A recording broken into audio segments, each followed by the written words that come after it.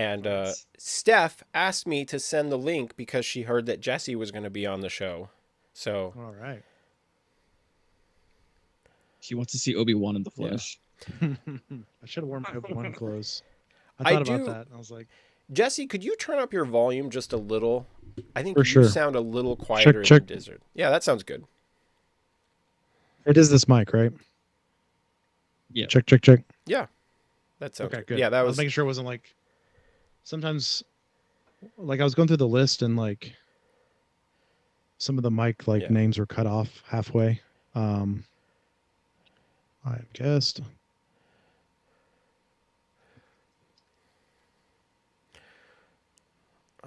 Dizzard. Where do you usually? Oh, there you throw the link. All right.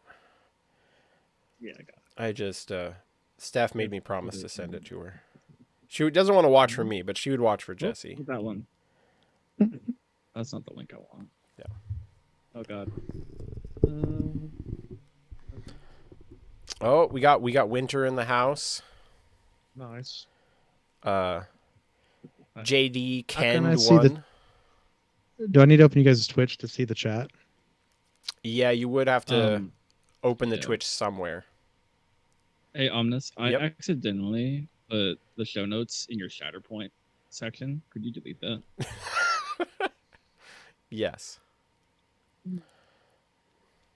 Oh, perfect. All these tabs So open on my computer with Grievous reference because I'm painting him soon. So things are sounding good, Winter. That's the impression that I'm Check. getting. Oh, looks. You already deleted it. Oh, it says there on mine. That's weird. You just probably had to refresh. It was there for a second for me and then gone. Okay. Okay.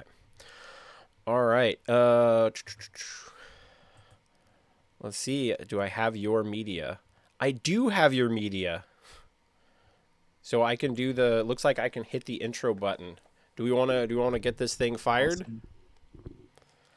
Let's get it fired. You're still gonna do I'm glad that. Winter says that there's no pitching. Yeah, I'll do the intro still. Yeah. Twitch.tv/rogue support SWSP. Yep. Do we want to let Jessee do the closing? The most Star Wars thing you could do?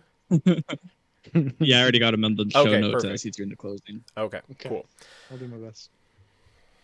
All right, let me hit the The Star Wars record thing you button. could do is like Obi-Wan. Yeah. All right, let me right. hit. I'm gonna hit the record button for saving this stuff for Diz. Okay, and then.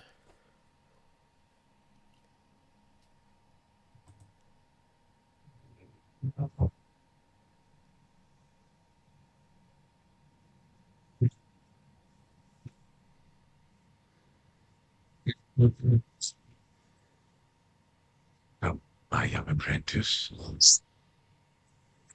Stretch out with your feelings. Oh, I did the thing where it only plays for me, right? You guys aren't hearing Or I it. can bring you on. See, it's so easy to mess up. Yep, you warned me about the thing. Okay. But it was kind of did it ever sound distorted for you when you would play it? Because it was still coming across kind of distorted on my end. No, but Riverside's weird sometimes like that.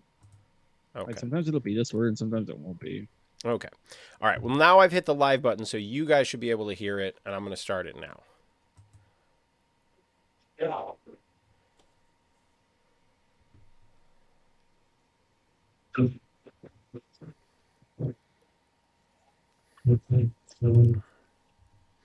Welcome, my young apprentice. Stretch out with your feelings. I can bring you in warm, or I can bring you in cold.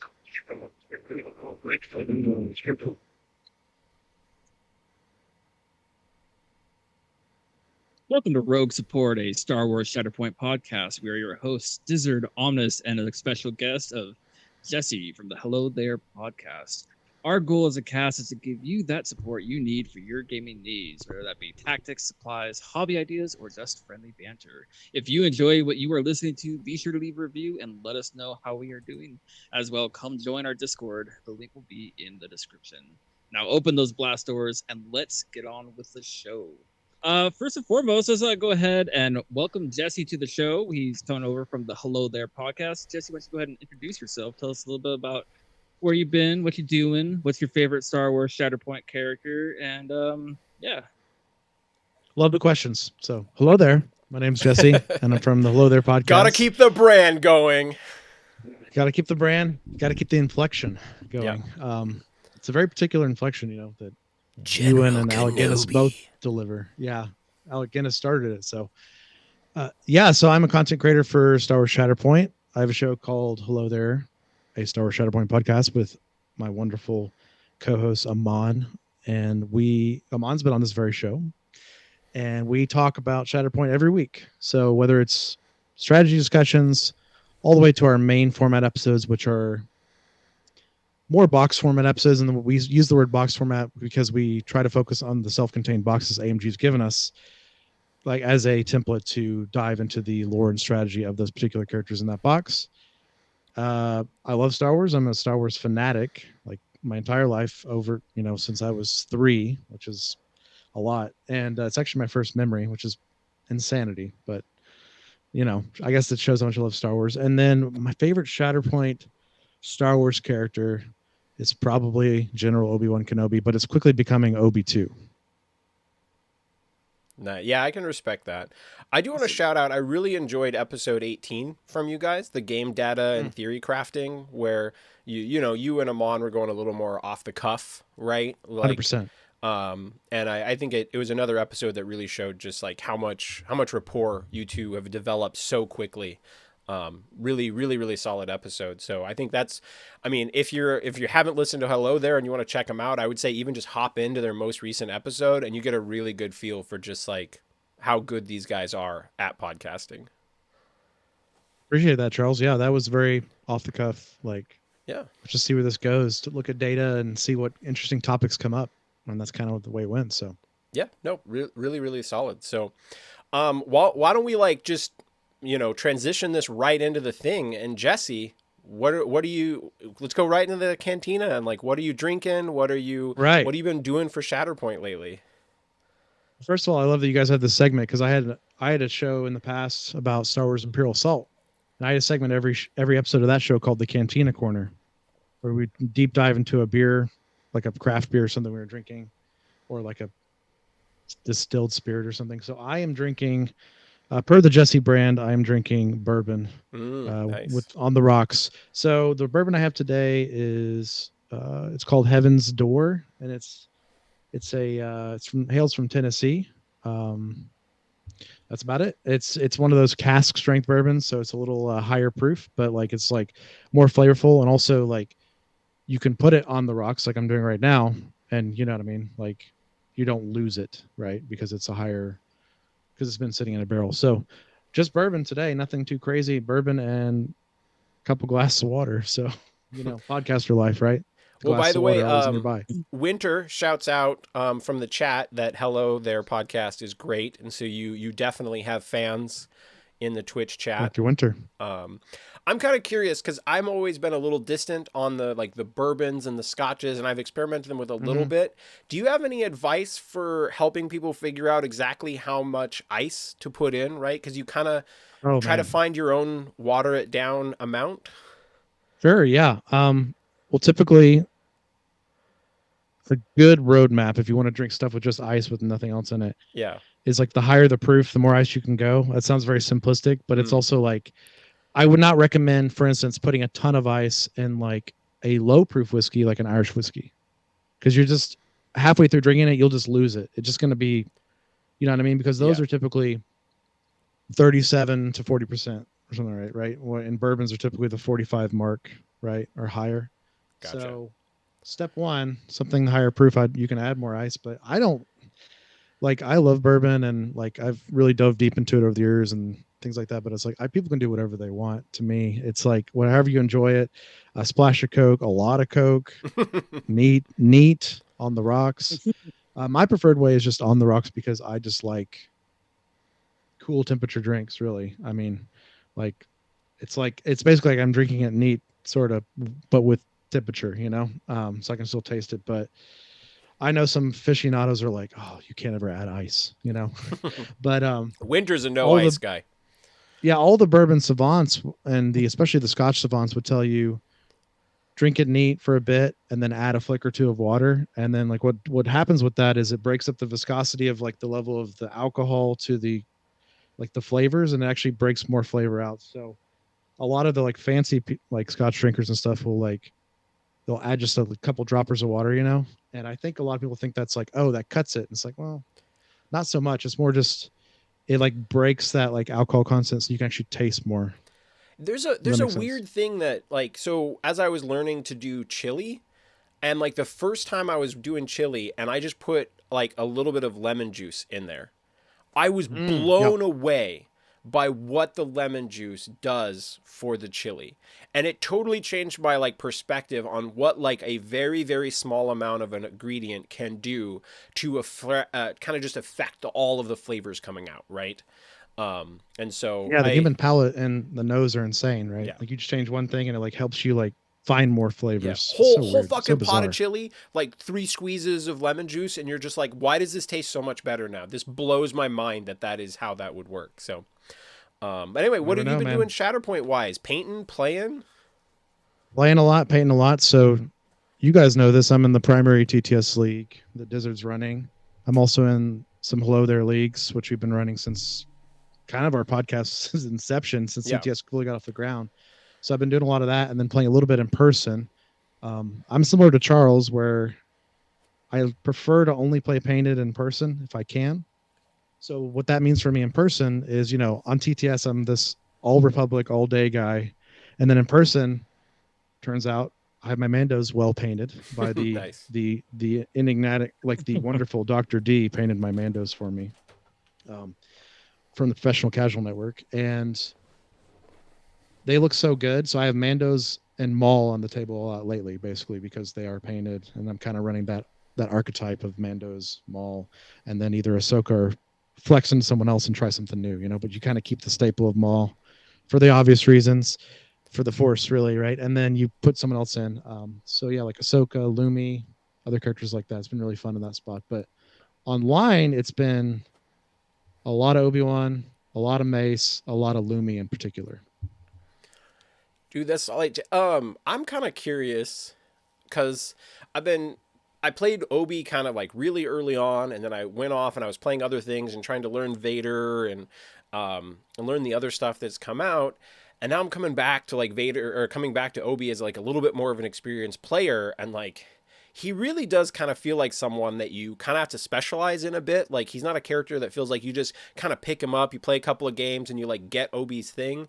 Kind of feels like you got to dig in to him and start seeing all the ways that you could position to get those like drop hunkers and move back on the points. Like it feels like it has a lot of moving parts. Do you think that's the case, or you're just kind of like Obi's just like a thing you play? Agree. No, I think a lot of people sell Obi short. Sometimes they're like, oh, he's so strong. You just play him and you just do well. I'm like, oh, that's not quite the case. I've learned a lot from the very beginning. I think if you look on Longshanks and stuff, like how many I've played a lot of Obi-Wan games now. I don't know, on in these leagues, and obviously I'm playing some more in person. But um, I think what I've learned is one of the things you're talking about, Charles, is the nuance of that second part of his identity, where it's like, when do I spend the hunker? When do I dash back or to or from, right? And that I think is when you become an Obi-Wan pro, because I think you start figuring all the other stuff first, and then that's the last like piece of the puzzle, maybe. Yeah. Also, I've still not determined, like 20 plus games in with Obi-Wan competitive games, like I've not determined when Sarasu is the way. Yeah, that Like seems hard. anytime when I do Sarasu, I'm like, is this the right time? It seems like it's the right time because I need some recovers for my allies, and that tends to be the main way I think you lean on it. But other than that, Otaru is just so strong with all the shoves. It's just consistent. Well, Dizzard, I feel like I kind of accidentally kicked into like guiding the show just because I'm hosting this time, but like I still want to be wild No, on you're this. So like fine. You're you go fine. back to guiding this shit, Wild and on I will this. follow your instructions. No, you're completely fine. It was nice to just sit for a minute. Yeah. I had a question about the bourbon, Jesse. Yes. Have you ever done like warm bourbon where you heated it up with like a fire? Only a couple times. I mean, it's pretty excellent in the winter, right? And Yeah. I have a big affinity for hot toddies, which is like it's a very great sick remedy. Well, if you got like a sore Okay, you throat got to or even explain this. I have no idea what you're talking about. Well, and this might is helpful as people who like to podcast, and you guys know I'm a singer too, so my voice is very important, and so it's like It's important to us too. You just make your favorite hot tea, whatever that may be for you.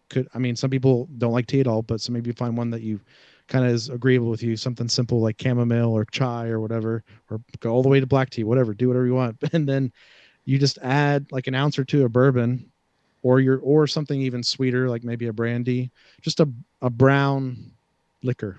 Let's just say that. And then you add, once again, Charles, we're bringing this back full circle around. You add some lemon juice, and you just sip on that for a while, and it loosens your throat and helps get all the con crud down, whatever it is you're going with, and it's just nice in the winter as a cocktail. But obviously, it's more of like a remedy. So that they answered this question in a roundabout way, and that's the main time I have bourbon this warm is like in a hot toddy. You can also add like cinnamon and stuff to that, which is also nice. Thought we brought on Jessee for the sweet Shatterpoint tech, and we brought him on for the bourbon guidance. Well, I have to make up for Amon last time getting Pinot Grigio confused and with Pinot Noir Pinot mixed Noir. up. Oh yeah. I have to like clear our name. Yeah. Me being a foodie, I'm like, we got to fix this. That was a funny thing. I've been waiting for it to cool down so that I can do a Pinot Noir night on the show. Yeah, it's too hot for red wines right now, but yeah, that'll be nice. So, all right. I guess for me, I'm doing a Juicy Magic IPA. It's got a picture of a deer on it. Ooh, it's got sunglasses. Pretty cool. It's delicious. It's. I keep telling people that Omnis has completely changed my taste of beer, because I used to just be like, I've noticed whatever, or stick with sours. And ever since we started doing this, I've just been drinking IPAs, and I don't understand. I used to hate IPAs, and now I guess I'm a true Washingtonian again, and I love IPAs, craft beers. Like, I don't know what else to say about that. As far as plain, mall and whatever I want to put with mall. I've been trying out Mother, and I really love Mother and Mall, and the Night Sisters with Mall are just superb. In my opinion, the Night Sisters take the place of the Supermandos under Mall, but that's just my opinion. I like to hear about that. I love Mother. She's great. It's basically the same, but you get actual synergy from it, because they like Night Sisters have a jump. They are arguably better defensively because they get the +2 if they're hunkered, which they get from the jump. And then Maul's always in combat, so they always get plus dice when attacking wherever Maul's at. So I really like running them under Maul, because they'll typically be on the same side of the table as Maul. Is this in like a Talzin list so far? Or is this just like a Maul thing? Or Talzin involved? I think it's both for him, right? Usually, yeah. Usually it's Talzin's involved, but mostly I'm just doing Maul, Django, and Night Sisters, and then I'm like good to go. Whatever else I want to put on the other side. I mean, that does seem like something you could probably splash that into literally any other squad, and it would probably do well. Yeah. Yeah, I've tried the Talzin Maul thing a couple times lately, and I've just really enjoyed it, just like for fun. Like basically like the Talzin squad as is, and then Maul with the Supermando's bow package as is, and it's been a blast. Like that particular format. I'm down. I'm kind of down on Savage, and I'm curious, like, how have you found him? I wish he had one shove. If he had one shove, I think he's perfect. But missing that shove, I just feel he's so dice reliant to do anything. Well, to be honest, I only played the list like 2 or 3 times, so I don't have a lot of authority on it. But I will say, like in those games, Savage probably did the least in the whole list. But the people he attacked that were his like secondary or lower, he did remove. So it is kind of like I do know he can do that, but I agree. I don't like that he doesn't have much in the way of versatility. Mm-mm. He's kind of like a cheap aggro primary with none of the cool abilities. I mean, He can which move is a lot. cool. It's a cool concept, right? It's like a truck, but for his cost. But All right, well, I suppose that's me. I am currently drinking 10 Barrel Brewing Cloud Mentality IPA. I was thinking Cloud City, Bestman vibes is kind of what I was thinking about with that one. It's solid. Not one I think I've had before, but it's all right. Shout out to Barrel in the chat as he was saying you know no go on the warm bourbon, and it was his first comment in our chat, and I'm getting used to the fact that if I comment, it says Rogue Support SWSP instead of Omna's Protocol because of how we have this stuff set up. I was like, oh, this was meant to come from me. I will figure out a way. But bring it back to kind of what Jesse was saying earlier about like Maul and the Super Commandos. I've been working on my second table. I did not get to play any Shatterpoint games this week because had a thing with the girlfriend on Saturday, which is my normal gaming day. But skipped on this one because I really want to go next week when the store is going to do another intro event and have the foily character cards. And so I've been trying to get done my second table, which was originally in my head going to be an Imperial themed table, but I was kind of thinking about what colors I wanted to do, and also that I really highly suspect that that the next round of terrain will almost certainly be Imperial, would be my guess. Like we are bound to get some Imperial terrain very early on in the Shatterpoint. So what I decided to go with instead is my concept is that it's going to be like super commando base. And so it's blacks and reds and silvers. And this is one of the things that I did I to like try to that. do something a little bit different with the terrain sets, where I used one of the smaller pieces and I literally attached it to two of the terrain pieces to create a second layer, but kind of in like a second elevation, but in a different way. So that's what I'm playing around with, and I have the table almost ready to go for next Saturday. So I'm pretty excited about that, just to kind of do another table that's not Tatooine themed. That will help bring things up. And so I'm realizing, I'm like, all right, well, if I'm gonna bring this new like Super Commando Gar Saxon themed table, I think I have to play Darth Maul and Gar Saxon and the Super Commandos should be my list for the intro event. I should include them, right? Like that's just what I should do. I gotta go with the you theme. have to. Yeah. You have to. I Yeah. like playing them anyway. Mandalore's a cool place too. Yeah, like you could. I don't know if you have any sort of play mat. I'm doing the Charles, but you could.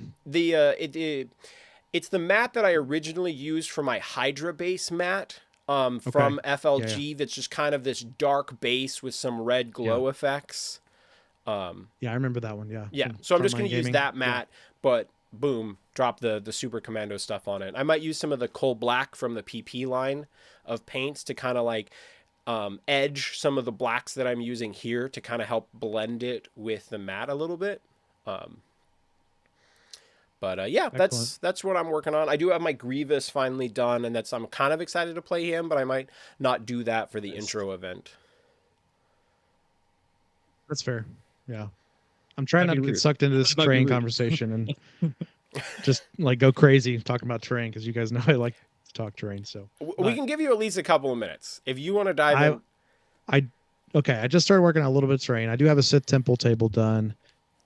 It's more Korriban themed. But I think I want to transition it to Dathomir. Like I want to get some like actual topography and like thorns, trees in it and stuff. Make it actually look more like Dathomir. Because Korriban, I don't know if you guys have seen Korriban in the KOTOR universe and all that stuff, but Korriban's kind of like a Red Canyon type planet with a bunch of Sith temples everywhere. Yeah. It's in the KOTOR like MMO the most, but it's on all the KOTOR stuff. But so I have that right now. So that one's done technically, but I could add more flair to it. But what I recently started on was from Imperial Terrain, which is a sponsor for our show. Hello there. And I got his Forest Moon set printed, which is the Ewok/Wookiee village, which I'm sure you guys have seen in the community around. But yeah, that one's like a lot of people have been picking that up. It looks really cool. Yeah, and it's one that I've been recommending on our show because it's perfect for Shatterpoint, and it's like kind of a different theme, but then it's got the multi layers of the tree houses and the bridges and the gantries and stuff. So I got that printed, got that assembled, got that primed. So that's where I'm at lately. So it's cool. brown, but it's not ready. But it's gonna be really fun because I'm gonna like flock it and add moss and all kinds of stuff too. So it's just different. Like my goal with when I make tables is always to like break up my player's experience and just make it more fun when you go from table to table. So it's like, oh, I'm on a city, now I'm in a forest, now I'm in a desert. And I do the same with MCP. So I'm trying to do that with Shatterpoint. So I'm working on that. And I've got a lot of Star Wars terrain, like you said, Charles, on my show. And some of that's like, okay, how can I add on to this? Because it's done to have more Shatterpoint elements. So I've got like a Lothal table for Star Wars Legion, the Savannah planet from Rebels. I just don't have enough like platforms for Shatterpoint yet, but I have all the other elements, So just little things like that. Oh, there's one other thing I want to show people terrain-wise. Give me just a second. I'm actually pretty happy with how this is turning out. For the people who are just listening on the podcast, I took 2 of those platform toppers that are just the piece that are just like that 2-inch by like 3-inch just piece that kind of is that 3rd level of elevation that like the droids can't stand on.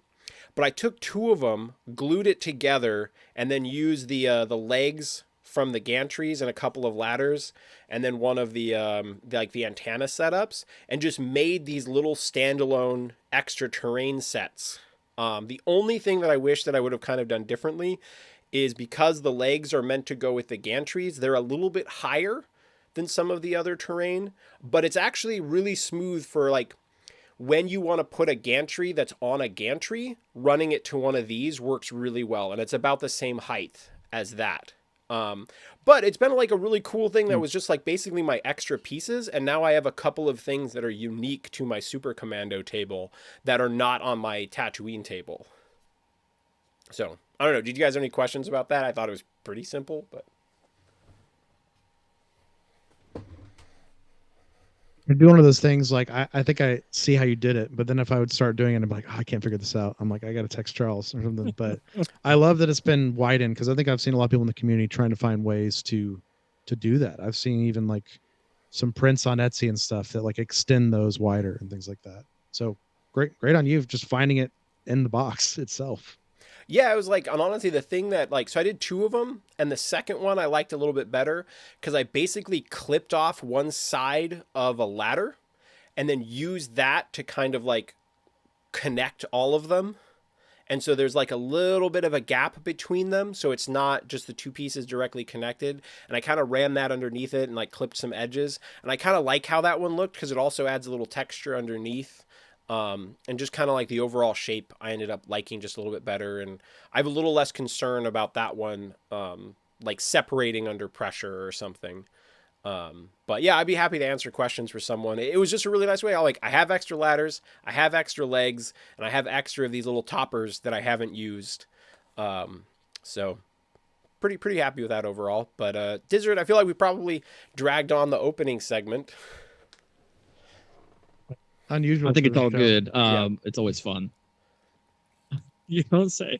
So we're gonna do patron shout out. We got BJC the third, I think that's what it is. And Clip Jumper joined us as patrons. You guys are wonderful scoundrels, and thank you for supporting the show. Seriously, guys, love it. And on to our Chamber of Judgment. Just a second, Dizzard. I do want to shout out, like, I just am like really thankful because we do have that little Discord section that's just for the patrons. And I just want to say I've been having a ton of fun in there, and I know like some people listen to the cast. Obviously, you're not all patrons, but a shout out to the patrons. I've been really enjoying how fun that chat is. And just like if you're not a patron, you are missing out a little bit. We still talk in all the channels, but like the little couple of patron chats, like I get a little spicier in there, and it's been a really fun, receptive, dropping hot takes. Like my most recent one was like Sabe is what I'm calling her because she's my bae.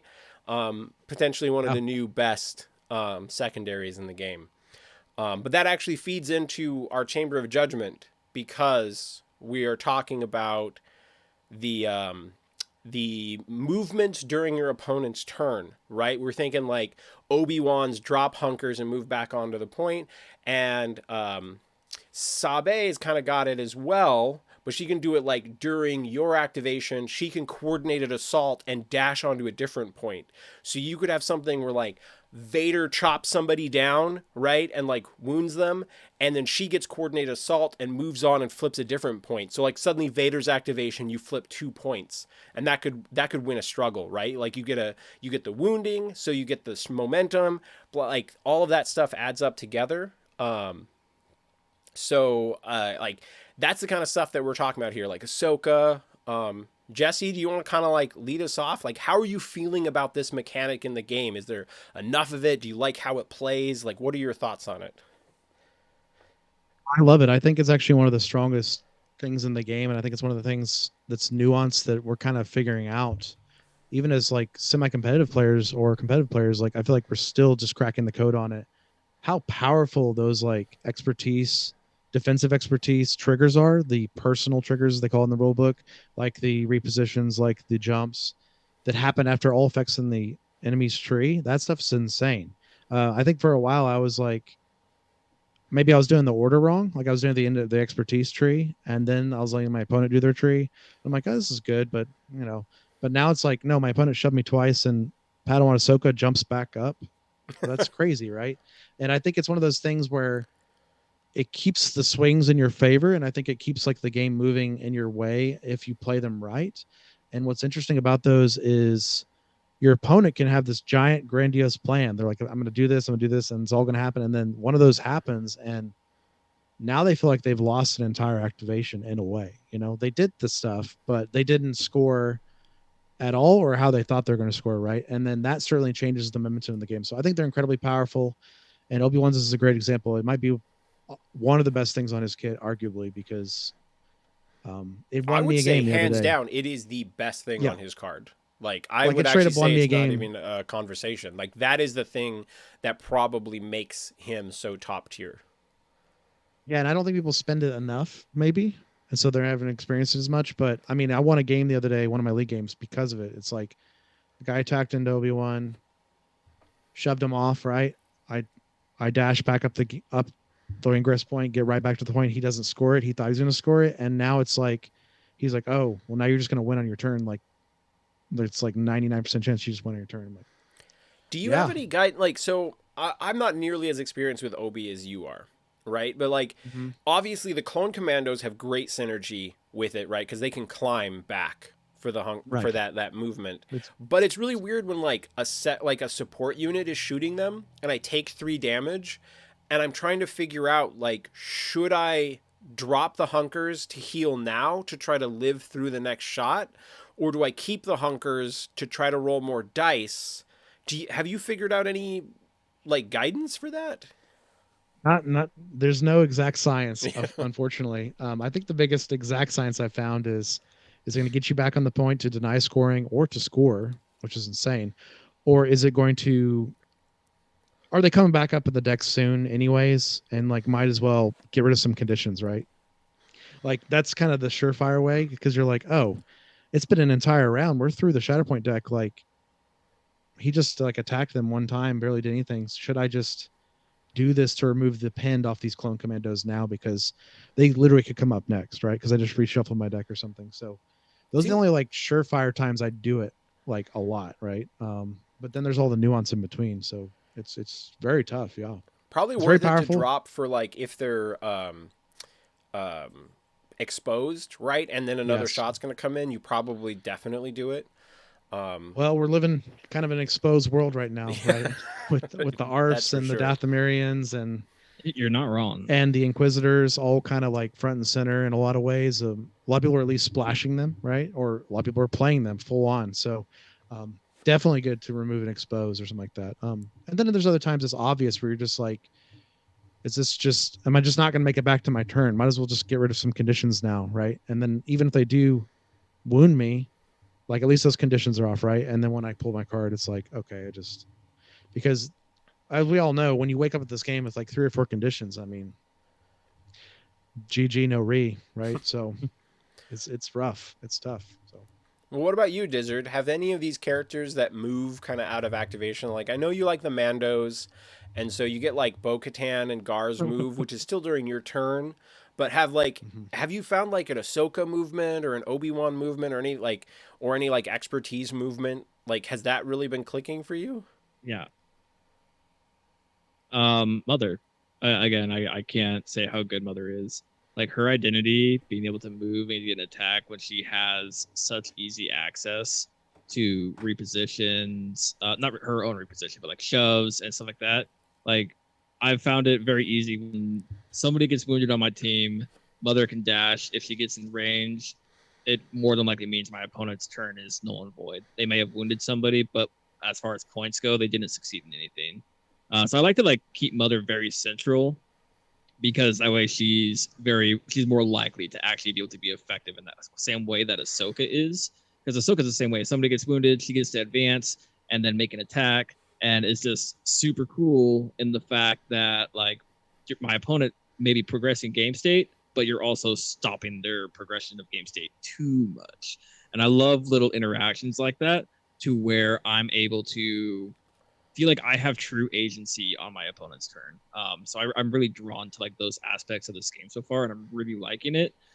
I do think that there's a good amount in the game so far, and I hope they don't go too overboard with it. Because if everybody just has access to it without any consequence of just everybody gets it, and every list will have it, then it kind of takes away from special characters having it, like Ahsoka or Mother or what Dooku.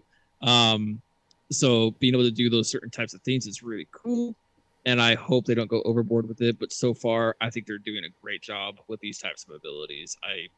I couldn't be happier. I agree. It's something that doesn't come up every attack, but like obviously Grievous is hitting the table more.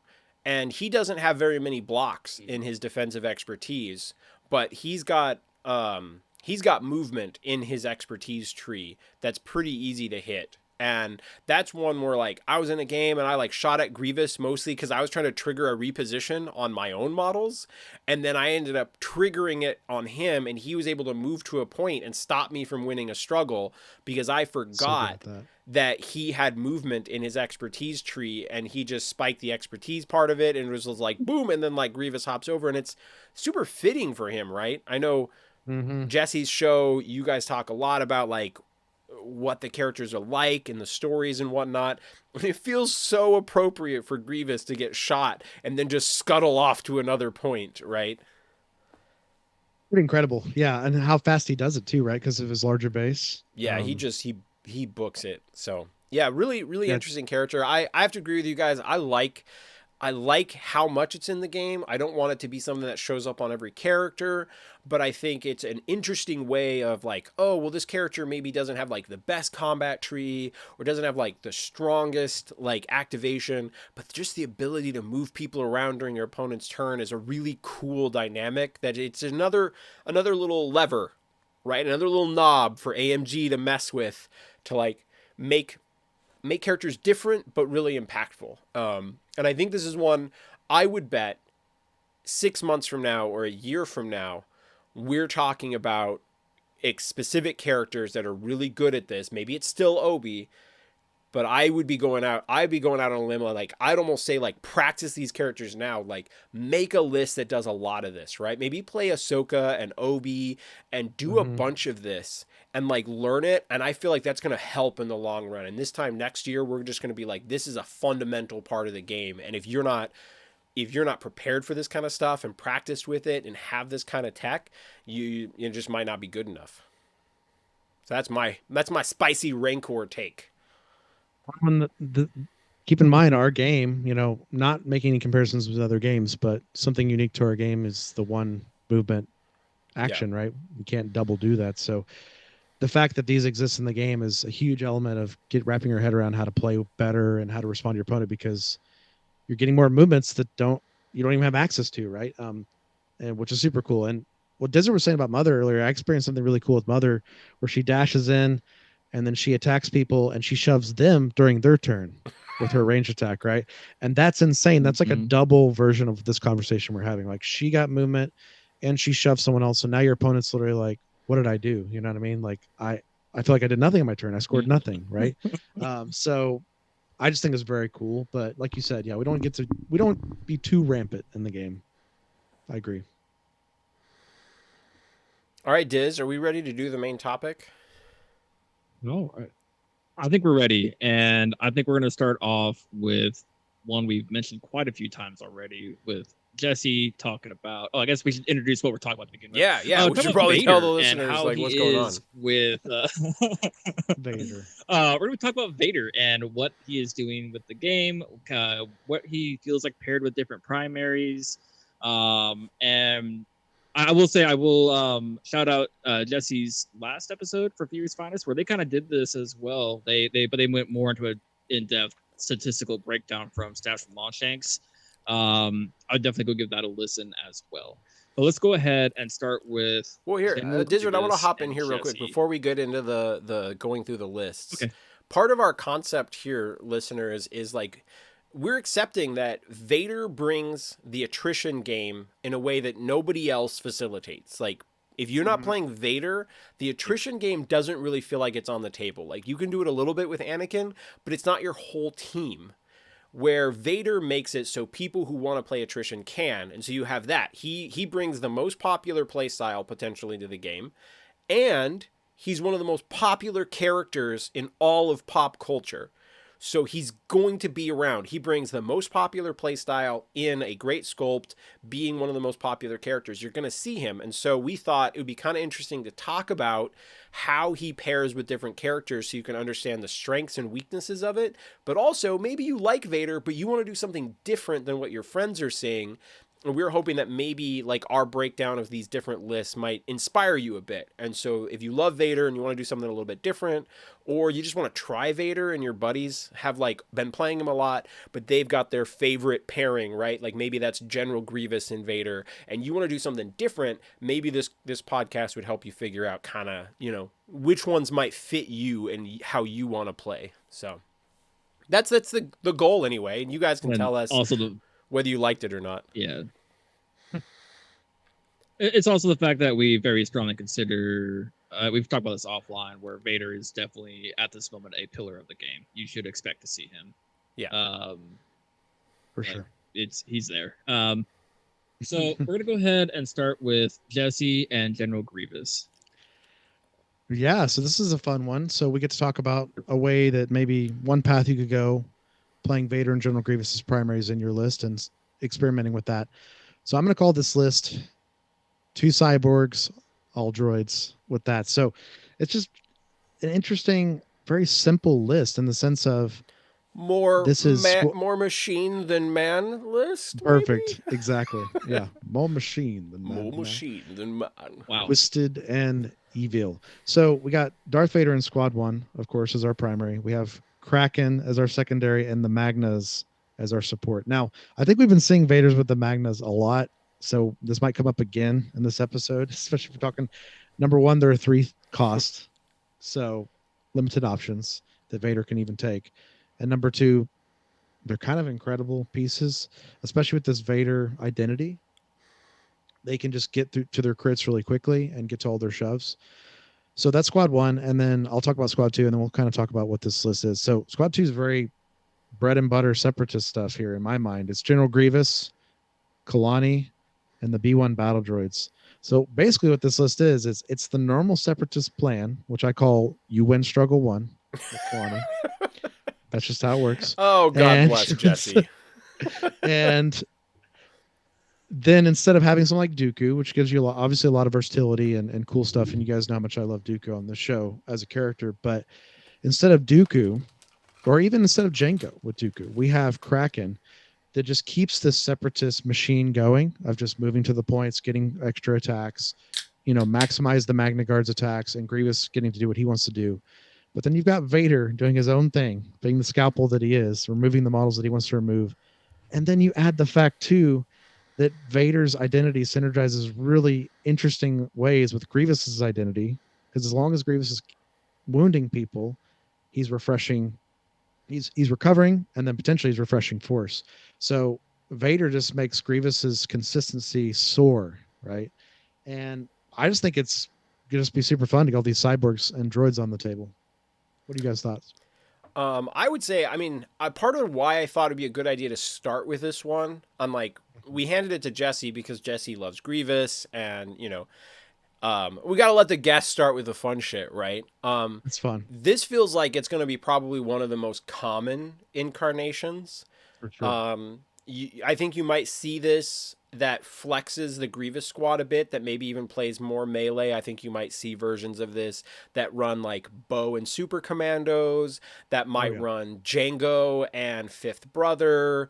I think you're going to see a ton of versions of this, and this might be one of the most common lists that we see kind of across the whole global meta.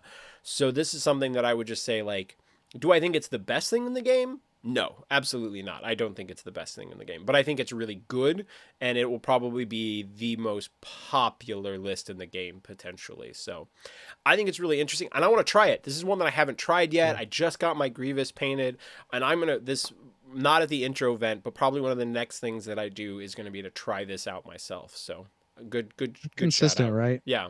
You know. Well, and I think And it what's just interesting is instead of Dooku, you got Vader.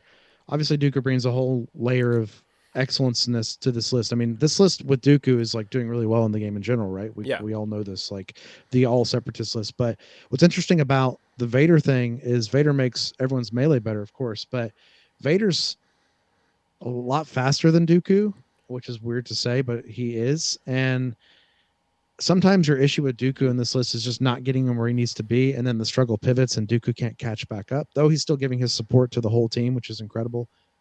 I'm hoping with this version, you can just play the Separatist game with every model except Vader the normal way, which is just very consistent, great order control of your deck, great struggle one win potential, like I said, and then you just have this element of Vader, and how incredible is it to add dice to Grievous's attacks too?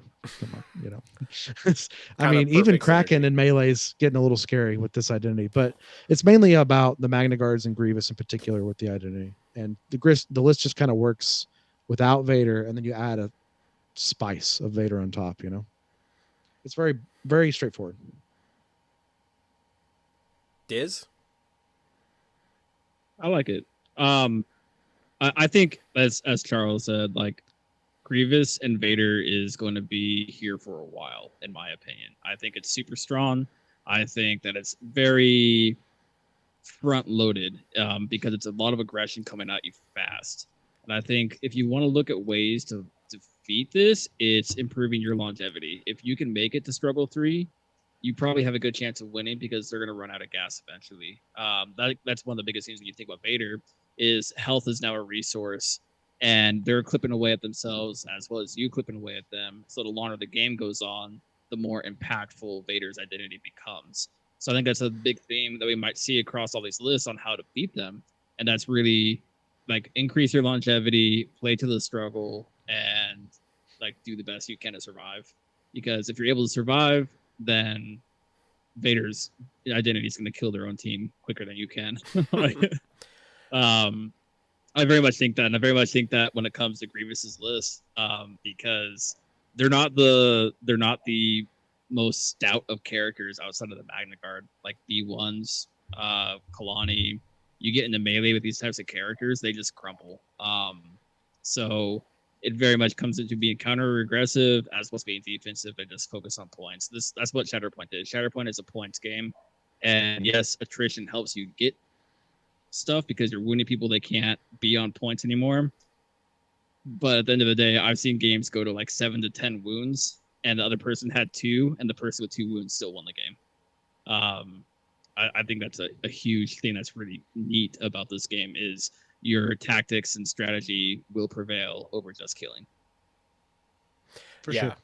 I agree. And kind of a last like kind of closing thoughts on the Grievous one is I think it's important to remember that this squad has 2 different ways to potentially auto deal 2 damage, right? You have Grievous's like I forget what it's called, but he can like attack someone and Been then the trained other in your people Jedi arts. yeah, the other people that he didn't attack just automatically takes 2 damage, and Vader, if he needs to just deal 2 damage, he doesn't even have to use the signature thing. He can just Vader's Fury, right, and move up to, and like doesn't Yeah. even matter. He doesn't have to roll dice. You're gonna take 2 damage. So when you've got a It's super character cool. that's close, like there's no spike defense option there, and I think that's a powerful tool for this list to kind of manipulate a bit. And so I would just keep that in mind, that's going to be a cool tool. I do want to say, maybe this is a hot take. Maybe this is a little wild omness in the I love house. wild honest. Yep. But I want to say, like, as I've started to play more Vader and I've seen more games go where we actually like remove characters from the table, and those are often support units, I'm going to hot take a little bit here and say actually removing supports from the game going into like Struggle 3 is not good for you. Like removing support units from the No, I think I know where you're order going with deck this. Yeah. in Struggle 3, this is not good for you. Like the negative side is they have one activation where that person's then not going to have to stick around. And like I think that's bad for the player who's losing a character. Like, oh, I have to activate this character one last time. I get to score with them and then they're gone. But I think it's actively bad for you to put someone in a position. We've all played card games, right? Deck thinning is a good thing. Taking support units out of their order deck for Struggle 3 is not good for you. Like when you're like, oh, I'm going to make it so you draw Obi more often. Like, this is not a good this is not a good thing for you. So that maybe that's a hot take, but that's my feelings at the moment. Wrong or right, you guys know I will drop them and I will accept them if they end up being wrong in the future, but that's my current feeling, that if you can remove a key secondary, that's different. Like if you can take Bo-Katan off the table, and I will say it's a little different with Mandos. Like if you've got like a half Mando team that's like Bo-Katan and Super Commandos, and you take the Super Commandos away from her, it's a little bit different, because that removes some of that synergy. But yeah, that's my thought. Be an interesting topic in the future, right? It could vary from archetype to archetype, right? Obviously, in this hero hammer centric Republic style, it's probably very bad, right? Your opponent's getting to Obi-Wan more times than they would in a normal game.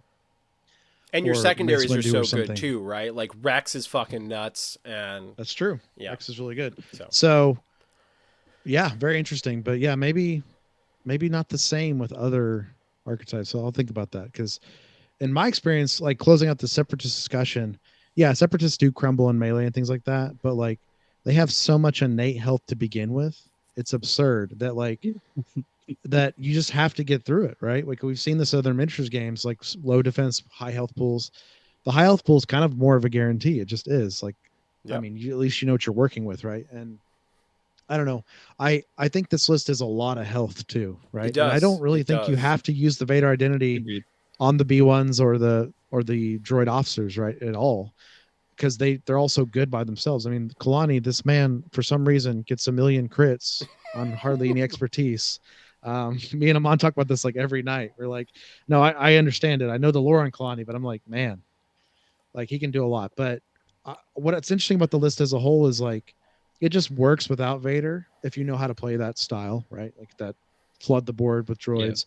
Yeah. And then you've got these tactical decisions of, okay, when do I want to use the Vader identity to get momentum spikes, remove models, score points quicker, right, than a normal separatist list could? And also just have more fun with Grievous, because potentially he's killing more things and getting more of his identity off and collecting more lightsabers.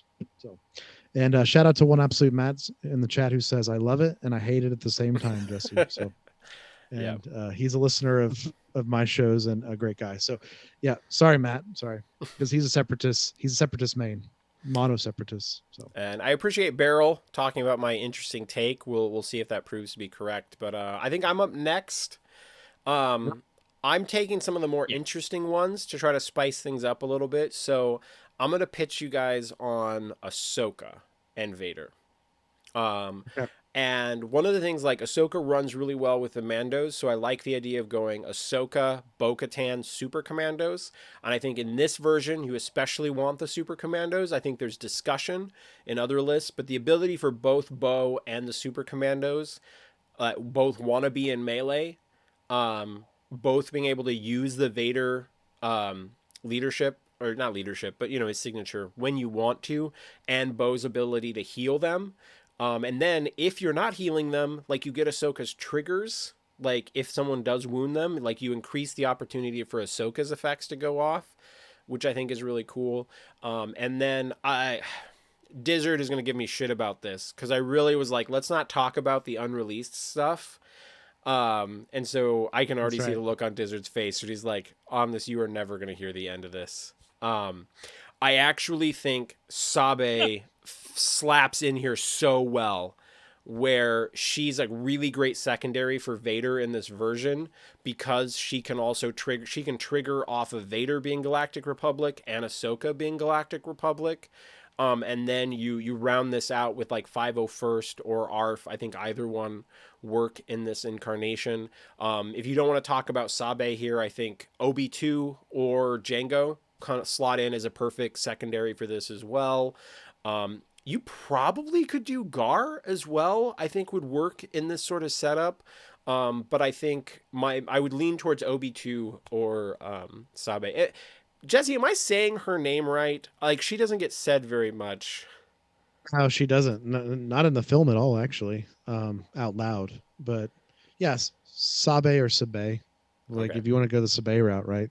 I'm saying There's got to Sabe be some because excellent. she's my bae. Like, Yeah, she she makes me is. want to play No. Republic. Like, she's going to add some fun to Republic I've been lists. waiting for this, like seeing these cards since they were revealed. I was Yeah. so excited to see the Royal Handmaidens, but really interesting lore there too, Amon. It's very dark, but I'm apparently the lore guy here. But Vader kills Sabe, so there you go. By the way, That's in the Vader I'm comics. going to brag to Amon constantly that you just called me Amon on the show.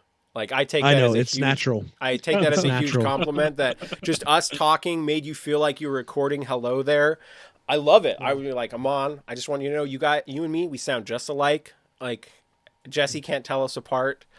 Same face. Yeah. Exactly. everything. We're basically the same person. It's like no We all are both difference. handsome, so Yeah. I've also called my wife Amon, so we've gotten very close very quickly. Amon, I have not called my girlfriend by your name. man. But I'll work on it. Now- I'll try. But yeah, in the comics I'll try. that are canon, like Vader goes and visits Padme's memorial area, Hmm. and Sabe's been trying to find Vader and get him because she's figured it out, and it's like the master assassin she is, like she's lying in wait for Vader, Oh shit! get I didn't him. know that. which is Jessee, sick. bring in But the but- information. she's serious. Like they nailed her in the game because like she's a very serious character and like highly trained. But unfortunately, Vader takes her out because it's Vader, right? Yeah, But it's still- very still fucking somber, Vader. right? Yeah. Like and that all to happen, even the place of like Padme's like memorial, like where her body lays at rest, just very poetic, right? But very, man, Star Wars has got lots of beautiful tragedy in it, right? So what do you guys think of this list combination? Like, I don't think this is going to be the best Vader combination at all, but I do think it's worth experimenting with. Would you call this like your split synergy type? Yeah, Stuff? yeah, for sure. 100%. This fits that for sure. Well, Dizzard, for I know it starters, doesn't have anything with Maul, but it Bo. got Mandos. Anything with Bo and Supermandos is we're cooking Mando. with gas. Yeah, we're cooking with gas. Good. So That's good, right? Well, we don't have to hover on it. We're actually like running I- probably pretty slow overall. So Dizzard, Yeah. if you want to move into your roster. All right. I'll just say real quick. I do like it. I think Sabe is super interesting with it, and I think what's cool about Ahsoka, and I think Ahsoka might be getting slept on in the current meta, I guess you can call it, is like her identity is huge, and being able to go into another Vader list with Ahsoka on your team is going to be nuts. And Vader being able to wait, it's only combat action, so you can't boost her identity attack. But yeah, I love it. I love Ahsoka. I love Vader. So Also- fine. Grand Inquisitor. Oh, go ahead. Go ahead. I was just saying, Charles, you didn't talk about the handmaids in that list, of course, but I don't know. Maybe in the future there is a list that, like you said, Magna Guards potentially too, right? Is what you're saying? Well, no, in this one I was saying you run 501st or ARF. Oh, under 501st, Vader- okay. Under Vader. But yeah, run- maybe Yeah, you run the Galactic Republic because you want more triggers for, and you got to stick a 3. You're not running a Separatist primary, so there's no reason to run Magna Guards. I will maybe say this isn't a Vader conversation, but that just triggered in my brain like, oh, a list with the Magna Guards and the Handmaidens. Like we've got like double intercede bodyguard Rough. synergy. Like that's Yeah. that's pretty interesting. So could be a but thing. Save I- that for something later. Yeah. I was gonna like as a wrap up you. thought, this might be a Vader that could be a kind of cool counter to Vader. in some cases, because like Vader doesn't want to kill Ahsoka. And so it could be like a Vader list that's like meta in like a Vader heavy community. Like if you want to play Vader, but you know your friends are playing Vader, like this might be kind of cool. Yeah, and getting more Ahsoka on the table is great. Yeah. Yeah. All right, Dizzard, what do you got for us? All right. So Grand Inquisitor, I think Grand Inquisitor is. I personally think Grand Inquisitor is best with Vader, and not necessarily the other way around. And it's just Vader plays off of Grand Inquisitor's identity with being able to heal off of wounded Force sensitive people or Force keyword. I think Grand Inquisitor is also very susceptible to the meta, which makes it super difficult on playing him in a non-premiere event. I think he's great for premiere, but I think for a non-premiere event, Grand Inquisitor is like such a gamble, because like if you run into somebody who's got no Force sensitive or Force keywords, which is rare right now, but we could see it soon enough, you just basically lose your identity, which is kind of funny. Cad Bane just laughs. But Grand Inquisitor, I would go Cad Bane, play Cad Bane and Padme against Grand Inquisitor. Like your identity's gone. Like good luck. Like, but I do love playing Grand Inquisitor Django, because I'm not really a fan of Reva.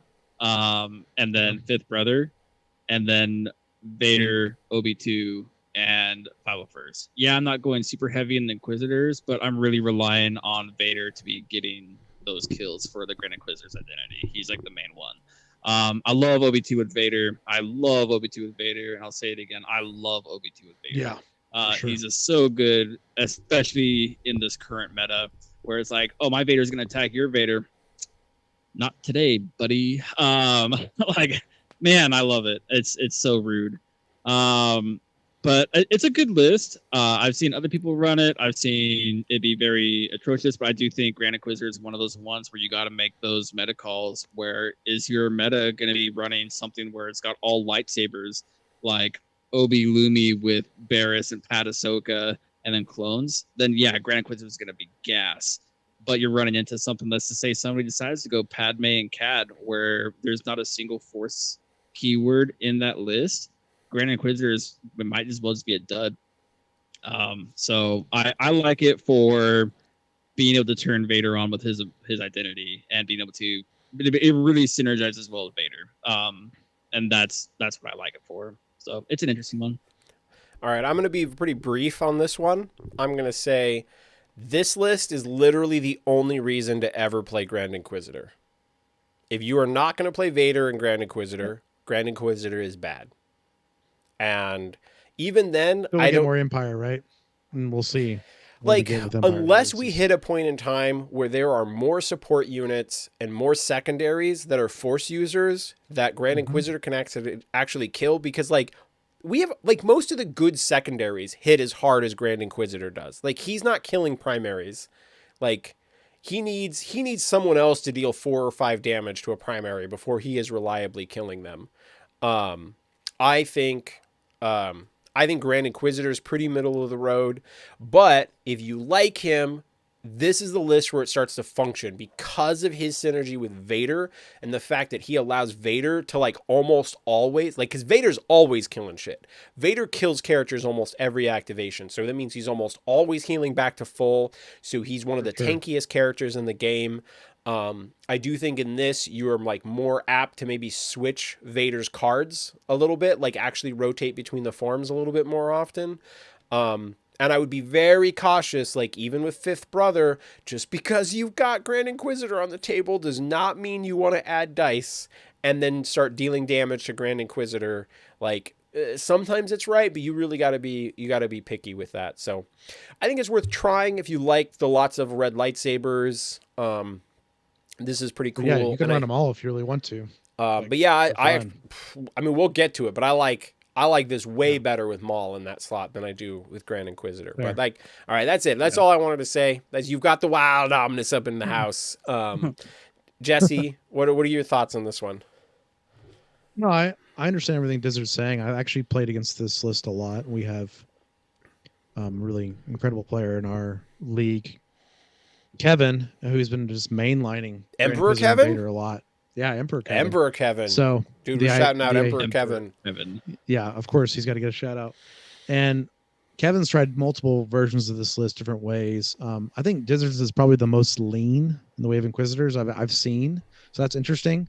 It's probably more consistent, but man, it's so fun when you get more Inquisitors in the list, whether it's one more, two more, like there's a lot of options. And now with pawns in the game, I mean, if you have that like dark side lightsaber fantasy, you literally can run Vader, Grand Inquisitor, all the Inquisitors and pawns. And it just looks awesome on the table, especially if you painted your pawns like a shock trooper or like a purge trooper or like a Coruscant guard, which I think some people are doing. Some dark side people out there are doing. I could see Charles doing it, honestly. Oh, I'm heavily considering it that like Pons is like my Vader I've boy. talked about it like, on my show. Yeah, like he's might be my first one to get black armor, I'm just saying. Or red. I mean, might do red armor. Like, oh man, I love the look of like Imperial guards and stuff. He might just get glossy red armor. I mean, you could even just do those Coruscant guard, which are, you know, white clones, but then they've got all the red markings all over them, which are the ones I was listening to your show, and so I looked them up, but I don't like that look that much. It's just, it's not dark side enough. Yeah, it's not. You're right. It's just not dark side enough. But I mean, those are the ones that are like, you know, to reference movie points, those are the ones that are like with Palpatine when he like gets Vader's body from the lava. You know, like those are his personal like Coruscant guards. So you could go a lot of different options, but I'm just saying that option exists, and that list is awesome in its own way because the Inquisitorial Mandate. It's just a different list. It's like all melee, and it's like I win ties, but I've got less models.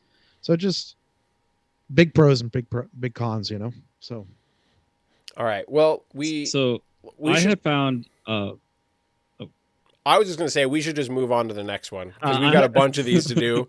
Yeah, go ahead. Yeah. So Jesse, what is your next one? Well, without further ado, I guess we waited this long to talk about Obi-Wan, even though we talked about the front, but we're going to be talking about Obi-Wan with Vader, which some people have deemed very wrong, you know, but, you know, we've got some old history here, right? Like this is like Anakin survived, got the suit. So this squad is pretty cookie cutter in the way that it just works. So it's squad one, Vader, Captain Rex, the ARF clone troopers, squad 2, General Obi-Wan Kenobi, Padawan Snips, and the Republic Clone Commandos. Now, you could change elements of this list and it still functions the same, but this is my version that I've enjoyed the most. I played this in TTS League. I've played this locally. I think all of us have in different iterations. This Vader is a little bit different. This Vader's more of a team player, but he's still the scalpel that double moves and removes something, right? But you add the element of hunkers and now this ability for Vader to drop hunkers and dash.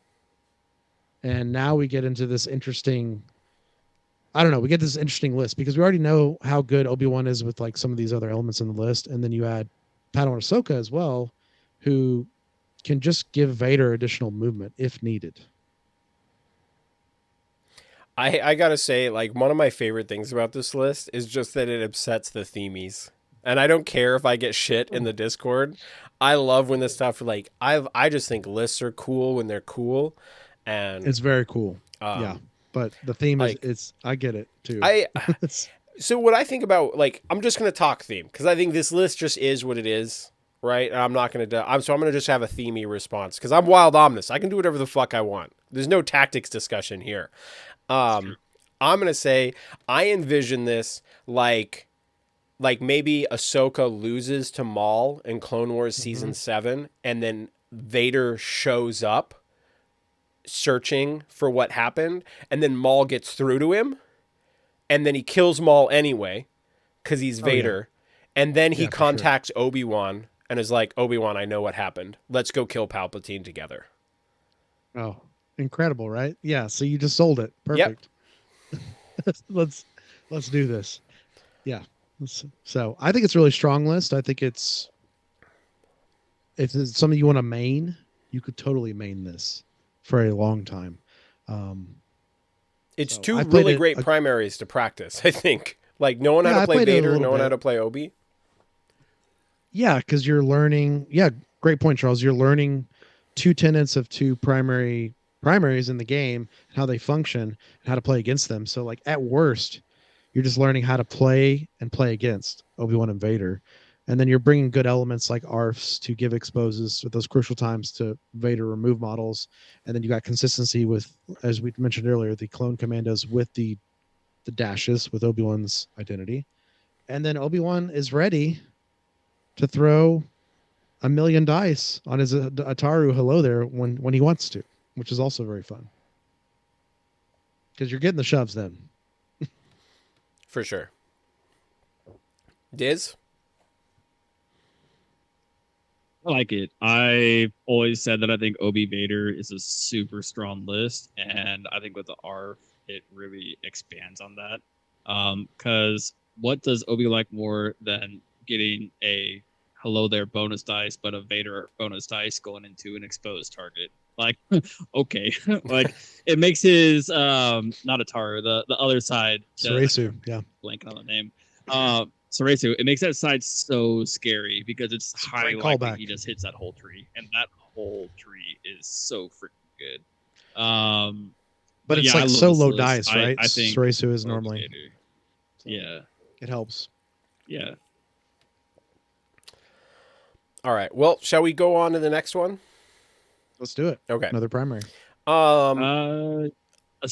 Yeah. So I think this is a weird one, and I'm gonna like pitch this if you want to do it, but don't feel like this is the best version. I'm just gonna be honest with you guys. This is not the best version with Vader, but playing Asajj and playing Vader, cool points. Two of the best characters released so far. So my pitch is that you do Vader with Jango and Magna Guards, and then you do Asajj with Kraken and the B2s.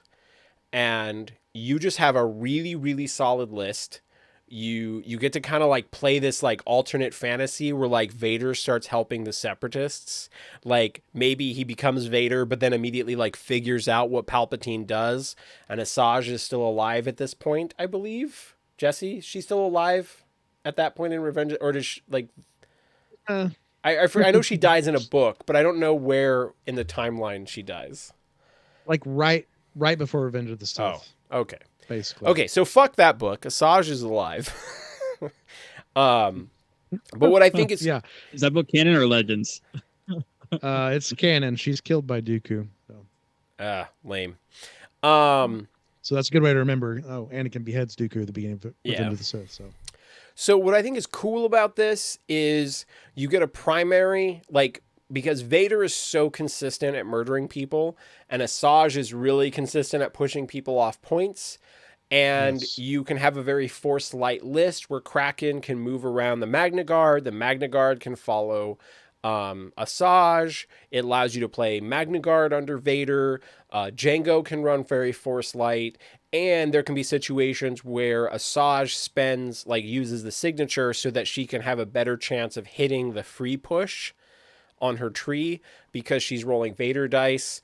And then I think just like Kraken and B2s is just a really efficient package. So even though I'm not sure this is the best Vader list, I think you will find that you are really just playing all A+ shit. Like there's no fluff in this. This is like all great models. Asajj, Vader, Jango, Kraken, B2s, and like Magna Guards. Like there's no chink in this armor. This is just all really great shit. So I do think this could be really solid. And if you like love Asajj and you want to try her with Vader, like I think this is a really good version to go with. Dizzard, do you have any thoughts on my red lightsaber list? I like it. Simple. It's I like it. A+ shit, like you said. It's kind of a different flavor of list number 1 tonight, right? Oh yeah, 100%. I was like, this is like a light tweak on your Grievous version. So this one has more control, and the Grievous one has more consistent like model removal, right? Yeah. So pick your poison. But also, we just talked about earlier in the show how good Grievous is, just like his mobility in general. And I still think that first list, 2 characters being able to double move every time they activate is just very cool. I mean, Asajj goes pretty fucking far, I know. too. Like, no, Asajj is incredible, right? Yeah. A lot of games have been played with her, you know? We were talking about that recently on the show. So, and yeah. Hello there, Amon's in the chat. So he heard his name and he's summoned. Yep. He heard he heard his name when you called me by it. So that's what summoned him. But anyway, let's move on to the next one. I think it's a solid list. I don't think we need to. It's too close to the Grievous to really dive into like real deep. Diz. Yeah. All right. Speaking of double movers, Darth Maul or Lord Maul. Sorry, Lord Maul. And Vader. Man, everybody knows me at this point. I love Lord Maul, and this is definitely my favorite place to play Vader. If I were to say what exactly I run, it'll be Maul, Django, Super Mandos, and then going into Vader, Obi-2, and I actually like 501st here more, because I really like the coordinated fire strain when Vader's attacking more than the exposed Ruby. Also because Maul's there, I don't really necessarily like Vader's the only one getting exposed. He doesn't really need the exposed. It's kind of an overkill. So I don't really feel like the ARF is necessary. And that's really like what I come down to is I'd rather get strained because it's gonna be useful. Where if I'm getting the exposed on the character that Vader's attacking, then it's kind of just overkill. It really is. Because more often than not, even if the character is exposed or not, Vader's more than likely going to be taking that person out, or he had no shot at taking them out to begin with. So that's kind of where I'm at with that. So I love the way that this one works. I love having the double move from the primary. I love the Super Mandos with Vader because them being able to both get the bonus dice, especially when they're about to die, is super cool. Because I don't know if people knew this, but fun fact: identities are not restricted by the once per turn or once per activation rule. So you can trigger Vader's identity multiple times. So each Supermando could trigger taking 4 damage overall. But if it's like their last wound and they're just like, boom, Vader, they're now rolling 11 dice on a melee attack from the Supermandos. It's glorious. If you don't want to run Django, I just like Django because the Force Recursion and it's nice. But if you don't want to run Django there, absolutely just go Bo. Bo's great. Bo's awesome. I also love Gar because Gar has an amazing melee attack. So this could be Django, Bo, or Gar, whatever your preference is. I love this list. It's so much fun. So Diz, this was like my main Vader list. The only difference is that I played Fifth Brother instead of the Super Commandos, and I loved it. Like, I would say hands down, this is one of the best Vader lists. Well, I was just curious if there was something that you disliked about Fifth Brother, or is this one of those situations where you've actually been playing the Acolytes and then you switched it to Super Commandos for the show because I was saying that we should talk less about the new shit. I just liked Fifth Bro here. So it's mostly I like Fifth Brother as well, and I think he's a good shout. But if you think about it, under Vader getting the damage, yeah, you're taking 4 damage, but getting 2 characters that could essentially split off and attack 2 different targets with 11 dice with a sick ass tree. Super Commandos are so good with Vader. And I love Fifth Brother, but man, is he expensive when it comes to Force. Yes, you have Maul. Yes, you have Vader. This list has Maul, Django, and Obi-2. Like, this is the list that Fifth Brother can do his thing. That's what I like about it. It's like, this is the list that Fifth Brother shines in. Like, that is. I won't disagree, and I think that that's perfectly fine.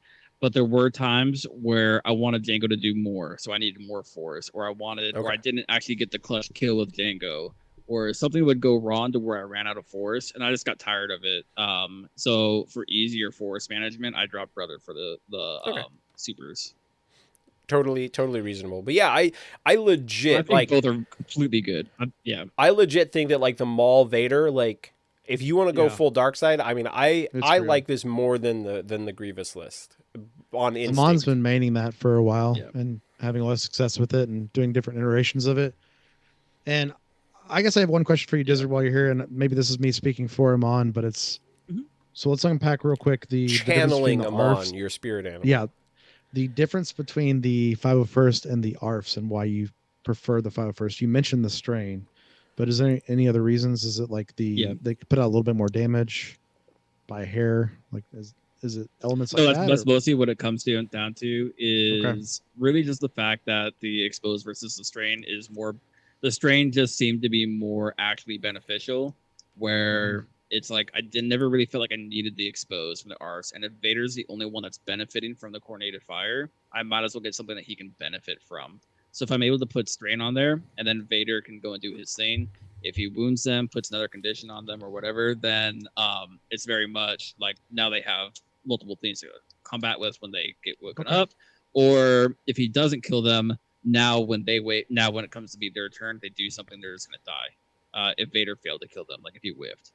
So I found the strain to be more beneficial than the expose, especially since it's only going to be on Vader's attack. I want to say that I agree with Diz here, but for slightly different reasons. I found in this list more than anything else, like my 501st, like just hang back on a point. I really try not to spend force. They like move and cut, like move and like hunker or like move and try to pin people, and I just hang them back, and I really don't want them up in the mix. I don't. And like sometimes you just have to err on the side of pushing ARFs further forward, which puts them in a little bit more danger. Where I find with this, like the 501st just hang back on whatever your back point is, and they just kind of try to be like out of the mix for the most part. And I actually I like the 501st because the rest of this list is fine with going into the middle of the board. So that's my instinct as well. Also, I painted my 501st in glossy black to be like Vader's Death Guard. Yeah, for sure. And so that's another reason. Well, that's a perfectly fine reason. But yeah. I'm just curious because Yeah. I was like, Amon wanted me to ask this question, and I think expose is the Jedi killer right now. So Yeah. to not have expose in It your is. list in some way is you're putting yourself at detriment against the Hero Hammer Republic list, right? So as someone who mains Republic and these hero centric lists, I fear expose, right? So I'm always curious to hear like people's other reasons, because I get what you're saying though. Like the strain in particular, like probably is better for the sports overall, right? The expose is better for the primaries. So Yeah. Well, so it's I'm whatever gonna your flavor channel is. I'm gonna channel Sam for a minute because we got Jessee over here channeling Amon. Mhm. So our That's right. boy Sam, who's absent, he's been a big proponent of Premiere is gonna be the format, and you're gonna bring Yes. one or two squads that have no force users, right? You're gonna do like CAD and Padme or something, or at least you bring CAD, and you're gonna have the option to run a list that has like one force user or zero. And I think he's absolutely right. Like, huge shout out to Sam. He was the first person that I ever heard say this, and I think he's right. And I think that's another situation where the 501st kind of help. Like, you're not going to have those big Jedi primaries. They're going to drop like the CAD teams into you. Like, if they see that you're favoring Vader, they're going to try to drop very little force into you, especially if you have the option of running Grand Inquisitor or Grievous. Like, you're going to see people go, I see Vader, I'm going to go force light into you. I think that's going to be the way the meta will swing in the long run. So huge shout out to our boy Finger Guns. Pew, pew, pew, pew, pew, pew, pew, pew. Wild ominous. Yeah, it's. I think it's a good conversation we just had, guys. Where it's like the meta is the meta. The community is very focused on this discussion right now of 501st versus ARFs, and I think we touched on it a little bit. And I think it's very positive to hear you guys' thoughts on the 501st. Thanks for that. Okay. Are we moving on to the next one? Let's do it. Okay. Yeah, let's move on. Jessee, this is you. Oh, this is exciting. So you guys know I've been playing a lot of Lumi lately, a lot, and being tasked with doing a Vader Lumi squad, I think is very interesting and very different. So let's just talk about Lumi real quick before we get into the squad. So if anyone hasn't played a lot of Lumi, everything in her list, like what she's bringing to the list, is all built around her identity. Yes, the full heal is great. Yes, she is defensive. Like, she is so defensive, right? But her identity is where she shines. So I think with this list in particular that I built, I kind of built it around, obviously, Vader, number one, and Lumi's identity, number two. So squad number one is Vader, OB2, Magna Guard. Squad number two is Lumi, Bo-Katan, Supermandos. This list wants to bog you down, hold points, sustain, heal back up. Obi-Wan's got incredible synergy with Vader. We've already talked about this cast, with obviously Vader's higher force pool, with the Soresu tree being more accessible to you and getting more recovers easily after buffing up your dice. Magna Guard's no different, right? They can recover, they can push, they can take you to push city with the Vader identity. But then you've got the flexibility of Lumi's deck control, Lumi's response with the dashes, which we talked about at the top of the show, the out of activation dashes, and then the recovers. I don't think we need to talk about why Bo and Supermandos are good. So I think this list Facts. just kind of like They're gets on the great. point. Yeah, facts. This list gets to be where they want to be. They lock in, they dig in, they hold their feet there, and they kind of control the area and they win the struggle.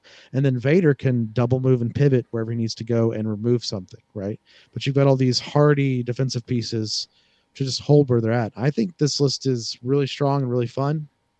And yeah, I think it's got a lot of legs and obviously a lot higher like practice to execute this list, though, I think.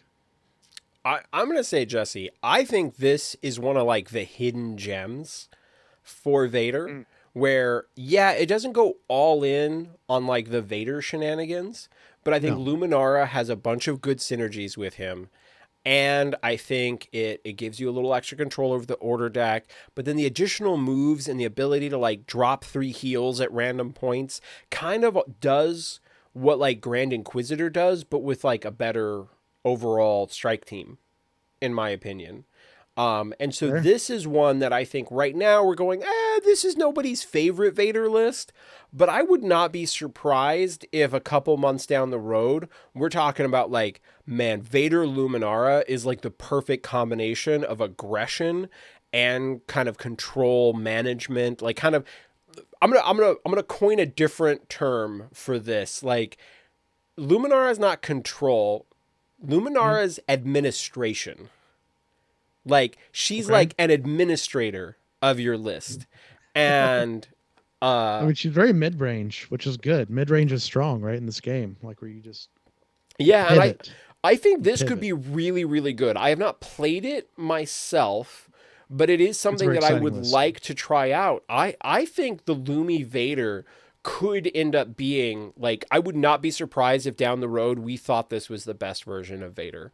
I think if someone really wants to dig in and they're like, I want to play Vader, but I want to play a really strategic, powerful list. And like, I don't like, they're not going in because they want to be all in on aggression. They want to be like the balanced list that can do kind of a little bit of everything. Man, I think your roster here, your strike team is really, really, really good. And so, I appreciate it. yeah, Well, you can also pivot. You don't have to do OB2 in the Vader spot. You could do someone like Django or Gar. Like it's like theme for you, right? But it's yeah. also like Gar makes the Sabe, Mandos like, better. you know, Sabe, yeah. yeah. Like Gar makes the Mandos better. Django is just insane. Um, I love OB2, so Yeah. it's just that slot's kind of malleable, but this kind of like package of Lumi, Vader, the Bo Mando package, and Magnos, it's just like it's so sticky. And I would call it sticky. That's exactly what I would call it. It's so annoying to get them off points, and they're so like consistent in melee. I just think it's really strong. Yeah. And I mean, I And think then you you got a could full do, heal on demand. I mean, I think you could do ARFs or 501st there as well. Like, if maybe Sure. this is a premiere and your Magna Guards are in the other stuff, like, I think that's also a malleable spot, but I like it. I think this is really, really strong. Like, Dizzard, where are you at with this one? I like it. I also think that Lumi is very underrated currently, and I Yes. think I'm happy that I don't have to see more of Lumi because she's insanely good. And being able to put that identity with Vader and one be able to peek your deck, know when you're gonna get what you're gonna get, strong. But man, that second part of her identity, like getting an extra dash, getting an extra heal, like it's so freaking good. And I So think good. she's just so underrated because of her personal action feels lackluster, but what she provides for you over the entire game is what is huge. And I think that is something that pairing with Vader could be honestly probably a little oppressive. Like Can you like Cool. imagine You, for a second you did this. if you're playing Sabe and Lumi, right? And Oh then yeah, I'm already Vader imagining it. Vader murders someone, right? He does Vader shit like lightsaber Yeah. effects. He chops through someone, and then you get, or wait, can you trigger both? Can like because you get Sabe's coordinated assault because that triggers on him targeting, Good question. right? So you can coordinated assault trigger, and then also afterwards because you wounded someone, you get because that's a separate trigger than Sabe's coordinated assault because Luminara's triggers off of and Luminara's is a signature anyway, so that doesn't matter. But basically my point is like Vader clears a point, right? He kills somebody and then Sabe moves on to a point with her dash from the coordinated assault, and then Luminara triggers and you get to move someone else because you wounded a character. And so suddenly Vader's activation and Vader's Shatterpoint is like 3 movements, is like 3 swings. Like that's nuts. Like that's such a huge swing every time Vader goes. That just seems really, really good. Well, it's because like Vader's doing his thing normally, and then you're just getting blanket bonuses for your team as a whole, moving up the board, right? Helping Yeah. you win the game by scoring. So it's like Lumi brings a lot. She brings a lot in any list, but this list in particular I think it's really unique. And yeah, don't sleep on that Lumi Mall all Mandos. That list is scary. Yeah. It is scary. Agreed. It's so strong. I love that list. So strong. Yeah. Diz, did you have I any really other enjoy it. thoughts? I know I kind of just like wild omnist up into your shit. No, you're good. I like it. We can do your next one with Dooku. Okay. So this is the last one I think we're gonna do. So Dooku, I think. So shout out to a Hello There episode because I know Jessee, you've been kind of like eyeing the 4 Force characters. Yeah, Mon has as well. Yeah. We're both and- very intrigued by it. Like double 4 Force characters. Yeah, What so does that the look like? so the Dooku and Vader was something I'm very interested in, and so my concept here would be that you do. This is so I was really pitching to Dizzard like, hey, let's focus on the fully released characters, not the stuff that we haven't had as much table time with. But I think this is really a list where I wanted to have pawns, where I wanted to do Vader, pawns, and then the B2s. And then run Dooku, Kraken, and Magna Guards. I think you could do Django, but I think this is a situation where I prefer Kraken to Django because you get some extra options for moving the Magna Guard with Kraken and the fact that you only have one Separatist primary. And I think you just end up with like this kind of fucking crazy murder town list, and in a lot of ways you're kind of going to be like always able to do the Force things that you want. Like Vader, you can activate Vader every single fucking time you want. Like that can always be your thing if you want. And then you've also got like Dooku's probably going to be able to spend for rerolls like when he wants to. I just think that like this is going to feel like a really powerful list on the table. What do you guys think about it? Like, Dizzard, is this a thing that you could try? I know it doesn't have any Maul, and it's a little heavy on the droids, but I play more than just Maul, but yeah, I like fucking this. I like the lies. whole That's 8 some Force bullshit. going on. Don't lie to us, Dizzard. I'm not. I play more than Maul. 3 times. Sometimes. Twitch It's chat. fair. Tell me if you Yeah, believe I Dizzard have- if he plays more than just Maul. Tell us in chat. There is a Longshanks result where I didn't play Maul. Oh, Okay. there's one. Yeah. Okay. I'm sure you entered things Hey. incorrectly. But no, like Dooku, I like Dooku. I think it's really interesting to pair him with Vader. I do agree with you that I think I like Kraken here more than Django. Being able, Yeah. like my biggest issue with running Magna Guard under Vader is the fact that I don't have ways to move them as much as I would like to have moved them. If it's just like Dooku moving them, then it's kind of like they're not as efficient. And that's like one of the biggest things about Magna Guard is they get so much free movement when you're playing in a full steps list.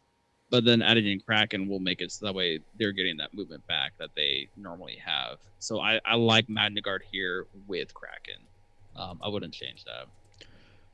Dude, Kraken rules, guys. He just does. Hey, Yeah. I hot taked People undersold him in right the at the patron top. Discord. I think Kraken is better than Kalani. That's another topic for another cast, but yeah, they're both great for sure. Man, but yeah, I think the moral of this story, right, is just like there's a lot of good ways to play Vader. He's strong. His identity is And a strong. lot of it He's includes strong. OB2. Yeah, exactly. What's kind of funny is this is like also OB2 kind of the fan club. best way to play OB2, right? Like, I'm not sure any primary has as much synergy with OB2 as Vader does. I love it. I mean, it's like one of my favorite models in the game is OB2, like his kit and his model itself. So more ways to play him. I'm all about it. Especially when it's not Republic list, because as Dizzard said early on, you have to lose out on playing General Kenobi in the Republic list, which kind of needs General Kenobi for clones to work. So yeah. Okay. Beryl, no, it's not the booze talking. I talked about this earlier this week in the Patreon chat. These are my thoughts. But all right. Very good. Jessee, first off, like, we love that you made some time to record with us. Well, thanks for having me. It's a blast to have you. You're a really enchanting, charismatic individual that brings a lot of like just high-end tactical talk on top of it. And you answer our weird lore questions. I'll try. Yeah. Try. I love lore. Star Wars lore especially. Okay. I got a chamber of judgment to wrap this one up because we're running a little long, so we're just gonna do one chamber of judgment. I And saw the a question question posed in the chat, by the way, by Amon as well. Side note, randomly. he had a question. Did I miss it? Question. His name is Champagne 1992. We're keeping with that Pinot Grigio theme.